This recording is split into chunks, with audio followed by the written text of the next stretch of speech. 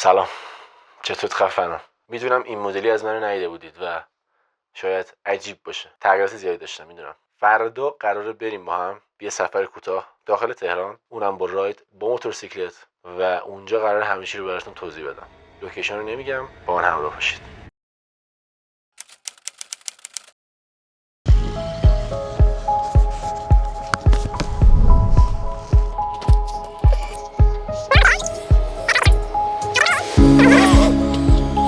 آقا سلام به همگیتون.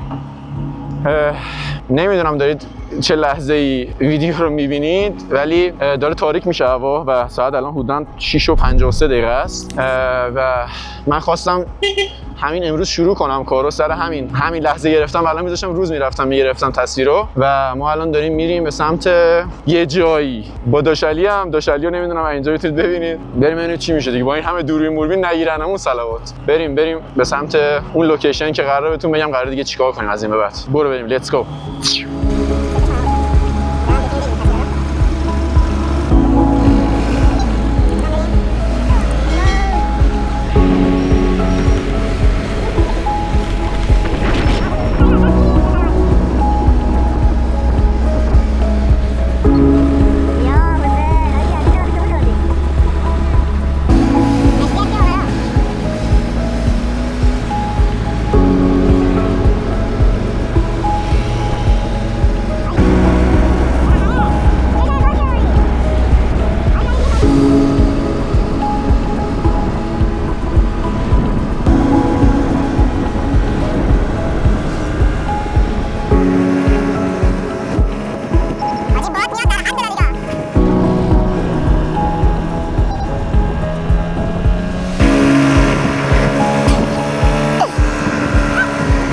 همینجا وایسی.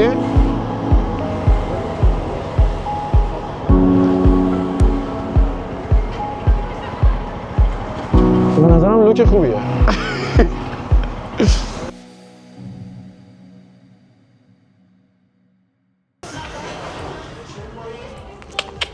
املت دیگه کوی چه کایی؟ چای؟ خب الان یه چای بگم یه اول. اوکی، یه املت، یه جیگر دل. بریم بگیریم. بچه در دادم. به به داداش عشقی، داداش دمت گرم. چای بچه بفهمید چایی. شما موها فیره و اینقدر کلا میذارم. نه چه عطری داره. عطر داره؟ تیبک؟ گل عطر گل محمدی. لا جذابیتت به موهاته به نظر من. همین؟ نه حالا آجی نبات داری تو؟ بخش نباتت حل شد دیگه. نه تو رژیم نبود. الان که تنشین شده بخور همش نزن. به خدا تو رژیم. ریش ژیمی بچه به قول خودش. آقا با نام و یاد خدا، تا حالا چنین ویدیویی از من ندیدید. قطعاً ویدیو قبلی رو که دیده باشید، البته نمیدونم الان این چنل جدید زدم یا اون چنل امیر مکس هست. احتمال خیلی زیاد رو همون امیر مکس بذارم اینو. حالا اگرم چنل جدید زدم بعد این آپلود کردم بدونید رو اونور گذاشتم جواب نگرفتم روی این گذاشتم. داستان اینه که من خیلی عوض شدم این یه ساله و اون کاراکتری که از من دیده بودید و دیگه واقعا نداریم و یه چیز جدیدتر داریم. یه چیزی که خود واقعیم هم دیگه میدونی اصلا تغییراتی توش نیست دیگه. سراغ چالش و اینجور چیزا هم نمیخوام برم، یعنی یه مدل دیگه حس کردم برام جذاب و اینا. حقیقت امیر مکس این چنل رو که زدم، یعنی امیر مکسی که حالا نمیدونم اگر این چنله که اینه، اگه این نیست اونه حل.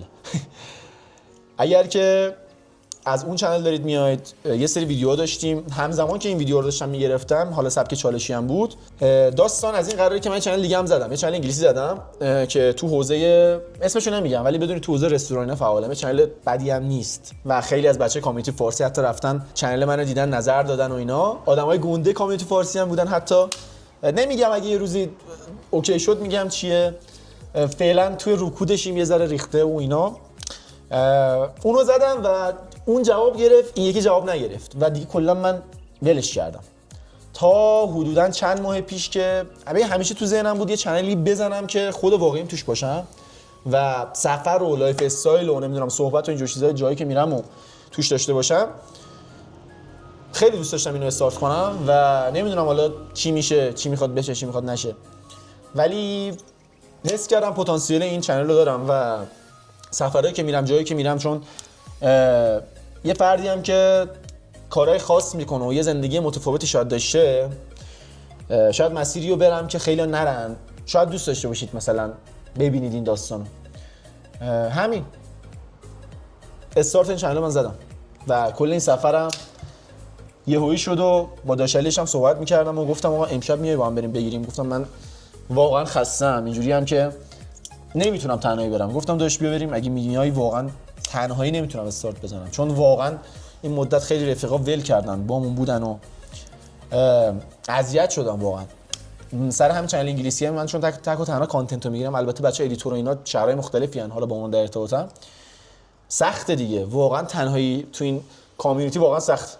و داشلی اومد و این راید خطرناک نصف شبی اومد با من، نصف شبی که اول صفا داد بابا، عشقی بابا، شروع جذابی شد برای چنل جدیدت. امیدوارم که موفق باشی. عشق منی، کلیپای خفن، کارهای خفنی که میکنی و برای بچه‌ها شیر کنی، لذتش رو. عشق من داشت، دمت گرم که تو اومدی. قربونه داداش.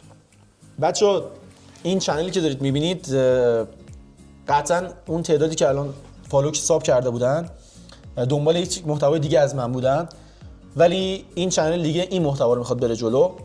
حالا لایف استایل هست، سفر هست و ببین خیلی بیشتر از تجربیاتمو میخوام شیر کنم. یعنی چیزی که ببین من آدمی نیستم که بخوام چیزی بهتون آموزش بدم، یا مثلا حتی تو امیر مکس هم من عشق ساختن اینجور چیزا بودم ولی علمش رو واقعا نداشتم، صرفا تجربه‌ای رفتم جلو.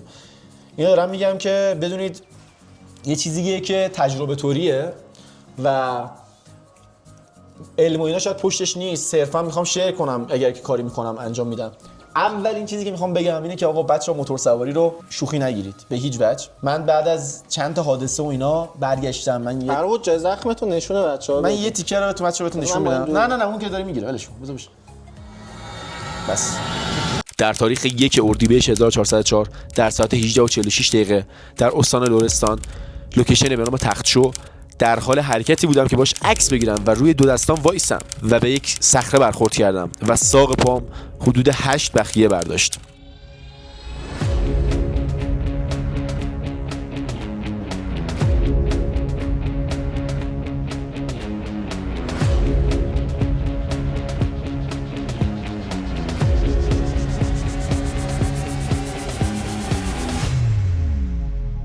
دبیر نشید، من نشون نمیدم.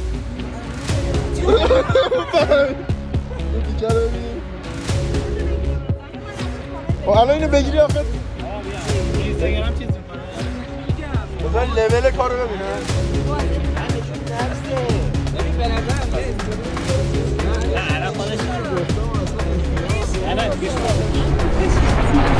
خب این یکیش بود، این یکی از که قابل نشون دادن. یکی دیگه هم ببین، این نمیدونم این سیاهی‌ها رو میتونید ببینید، نه بالاتر نمیرم. خب حتی دستام یه مقدار ازش مونده از حوادثی که بوده. آقا موتور سواری اصلا شوخی نیست. تو این مسیری که می‌اومدیم چند تا ماشین اصلا نزدیک بود بزنه بهمون، ما که خیلی خطر، ما که رعایت می‌کردیم و بعد خود داشلی خودش مثلا خلبانه، یه چیزایی تو ذهنش رایدره، نمیدونم رایدر که خلبانه، یعنی خلبانه پاراگلایدر و ایناست همون. بعد خلاصه یه سری تجربه هم مثلا داشتیم. البته خب من که خیلی تجربه‌ام کمتره ولی سعی کردم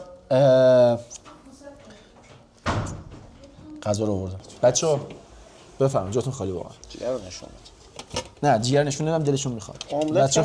بچه خوشون جیگرن. داشتم میگفتم من همزمان جاتون خالی، من اینو بزنم و چیزی که هست اینه که جیگر همش قرار قلبه باشه. جیگر خودت قربونت برم. خب ادامه.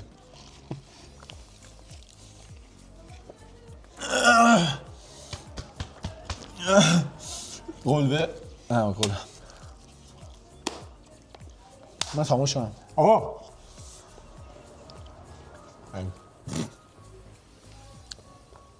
اینجوری کن یاد بنده خدا افتادم. حل. ادیتور اینجا رو بگو خدا نشده اینجا رو کار جات کن. خالی ادیتور. من به جای بچه‌ها تو خونه. آقا من سعی تماش کنم. این چنل این مدلی استارت خورد و تجربیات سفرهایی که میرم همین فردا اگر بتونم نمیدونم اینو میبینید یا نه یه سفر میخوام برم شاید ویدیو بعدی باشه. ببین میخوام بگردم ایرانو و جهان ان شاءالله تا جایی که بتونم باهاتون شیر میکنم تصویرا رو تا جایی که بتونم با خودم میبرمتون و داشتم موتور سواری میگفتم موتور سواری آقا موتور رو به هیچ وجه شوخی نگیرید. من ادونچر رو انتخاب کردم چون حس کردم مردم ما اگر که تجهیزات داشته باشی باش مثبتن و سر همین رفتم سراغ ادونچر. حالا بهتون میگم چیه. اصلا موتور سواری شوخی نگیرید. چند سری خوردم زمین و هر روز تجربه‌های جدید ریسکه و من ببین کلا رو که 100 میذارم کلا که هیچی. استثنا امروز که چون یهویی می‌خواستیم ویدیو بگیریم من لباس موتور سواری نپوشیدم چون من لباس دارم، کفش دارم، دستکش دارم، دستکش البته پوشیده بودیم و رفیقم هم داشتاری هم که آوردم حتی بهش کلاه دادم و گفتم باید این رو رعایت کنی. یعنی با این دید میریم جلو. اصلا شوخی نگیریدش به هیچ وجه. بشینید تو خونه اگه جایی برم خودم میبرمتون با ایمنی با هم میریم و عشق میکنیم دیگه. دوستتون دارم آقا. دوست دارم حمایت کنید دیگه. یعنی مشتی باشید حمایت کنید این مدل کارو حمایت کنید. همین دمتون گرم تا ویدیو دیگه. داشتید خدافظی با تو. حل بچه‌ها خدافظ. داشت دمت گرم اومدی. قربونت جیگری برم. منی. شور خوبی باشه. لیتس گو. بزن بریم.